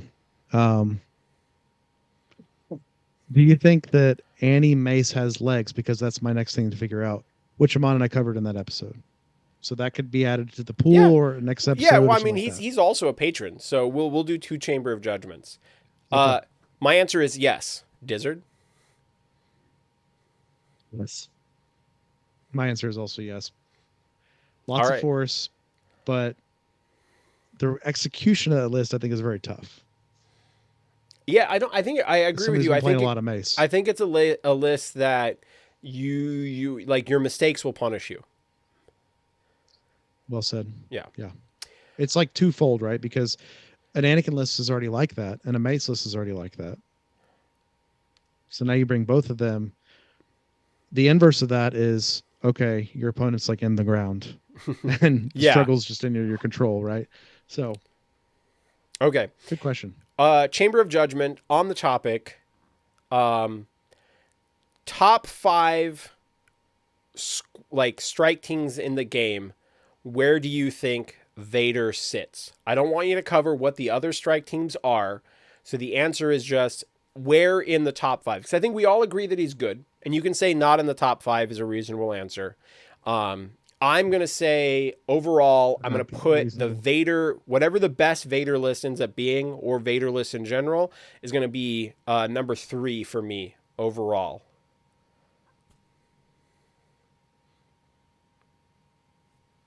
Whoever wants to jump in, up to you guys. I don't want to control this shit. I'm supposed to be the wild guy. I'm not running this shit. Oh, I was gonna say 3, but you said 3, so I'm gonna say 2. Fuck I was it. I'll move thinking- to 4. If I you was want thinking 3, I'll take 3. 4. I mean, but the question is, when you say these like 2, 3, 4 numbers, people are thinking, what are y'all thinking of the other lists? You I know, but that we will talk about on Discord if you want. We're Very saving good. that. The address the council. Sorry, these are the address the councils. These are simple answers. My cop-out answer is he's easily top like 2, 3, 4, right? And I do not think he's top 2. I will say absolutely. I don't think he's in the conversation for top good. 2. Good. but the game's so like fluid right now, right? And the player skill Yeah. level's very fluid too. So it's like, what are you to say? Like someone super seasoned with Vader couldn't be a top 2, right? Easily, right? But they also could not be. They could just be way down the rankings and list too. So Yeah. I just think the conversation is great. Where it's like, you said, is he top 5, Charles? And I think he certainly is. Yeah, I agree. I think he's Like, really that's good. He's easy. really competitive. He's going to be a gatekeeper in the meta that's like, can you hang with a Vader list? But Yeah. do I think he's going to be the thing? Like, if we suddenly had a bunch of tournaments tomorrow, do I think Vader's going to be winning a majority? Like, he'll win some just out of like numbers. But Mm-hmm. I think what we will find is like the best is not Vader. All right. Okay. Wrapping up. All right. Well, Jesse, do you want to do like some shout outs before we do the closing thing? Like, what do you guys want from me? I'll shout out whatever I need to dude, shout no, out. you shout out your stuff. You don't have to shout out our stuff. Like, Okay. promote your shit, yo. I'm happy to do whatever. So my name is Jesse. I am a host of Hello There, a Star Wars Shatterpoint podcast. You can find us everywhere podcasts can be found at Hello There, a Star Wars Shatterpoint podcast. Everywhere online at Hello There Cast. Yes, it's at Hello There Cast everywhere. So you find us anywhere on that. Facebook, Instagram, Twitter, Twitch, all that good stuff. I'm also the host of Fury's Finest, a Marvel Crisis Protocol podcast about everything Marvel lore and strategy. And I guess we have an incredible community with Hello There, so I'm just happy to be here with you guys and like being part of your community as well, because I listen to your show every week. I jump in your streams when I can, Dad Life, and I also just love the communities that we all I have love that the going dad at the life same is time. kind of a Vader joke. Hashtag dad Right. life. Yeah. And Vader makes Vader makes also great dad jokes. So, Vader is like peak dad, Can we Don't just choke on your pause for a second and say, like, aspirations. I love the "don't choke on your ambition" I do. line in the Obi show. Aspirations, yeah. Yeah. Oh, No, his aspirations was even better because it's like breathing. yeah. Slash also like Yeah. critics like Oh, goals fucking in love life. it. Oh, Vader's done this a lot, apology accepted. Admiral Piet's dead on the floor, like stuff like that, Vader's got a sense of humor for sure, and I love it. Yeah, he's very dry, but so that's where you can find me. You can also find me everyone online at Jessee Aiken. That's Longshanks, Discord, Twitter, everything. You'll see me out there in the world playing a lot of Obi-Wan. Yeah. So yeah, that's basically everything, I think. All right. Dizzard, do you want to do anything before Jesse closes things out? No, I think we got it good covered.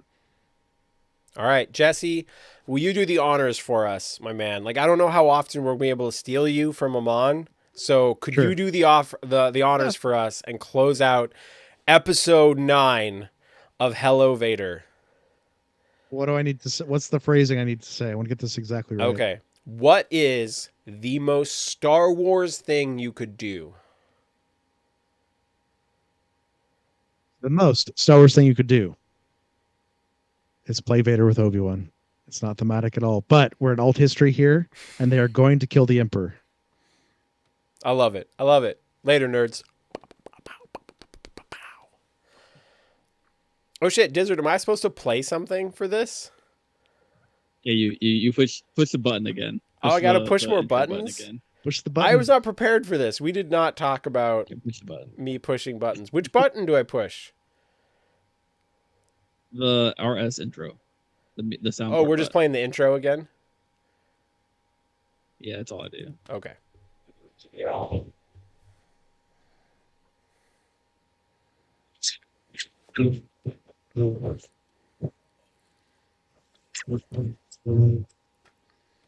Welcome, my young apprentice.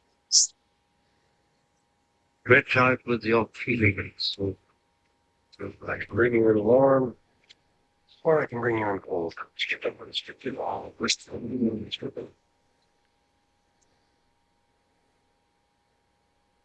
And then hit stop on Riverside. That part I was ready for. I'm used to the river siding, Yeah. but Oh, okay. That part I was And then if on you the want ball to for. stop So on Twitch, or if you want to, I'm still hang twitching. out We're not done with whatever. Twitch yet. I mean, I know the big good. question here is I think we're Dizzard, are we going to do a bonus episode for the patrons now? And the big question is, if Yeah, we we can. are, It would Jesse, give do you you have time for bonus? We could totally let you go. I know you've got dad life for sure. I got time for a bonus. I'm just probably gonna grab a water real quick. Yeah, you grab a water and Some more ice. Yeah, I'm gonna use the bathroom. Yes. If you want to close this one and do another one so I can refresh my delay. Okay, sounds good. All right. So re-invite us. Yep, I'll send you new links. Twitch chat, Yeah. you guys were awesome today. So Yeah, they huge were. shout out. Like I A lot of love the active questions. people I there. love the comments. Everybody in Twitch chat. This was super fun, and I think this is something I kind of talk about behind the scenes. Is that the miniature game community hasn't fully embraced like the idea of a Twitch live show. Like I tried it in War Machine days. It Yep. never fully caught on, but this is probably the most fun that it's ever been. And so just everybody who's been in Twitch chat, huge shout out to all of you. This was a blast. Winter Night says go to the after show in Twitch. All right. All right. See you in a bit. Later.